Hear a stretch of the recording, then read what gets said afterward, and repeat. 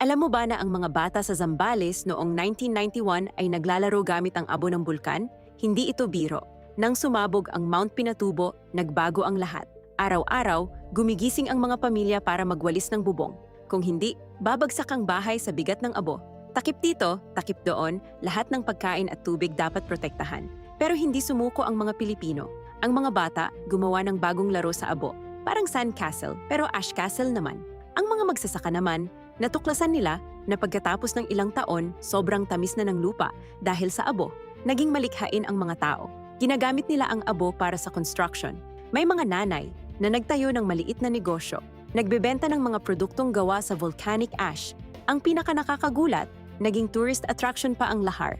Mga bisita, pumupunta para makita ang devastation.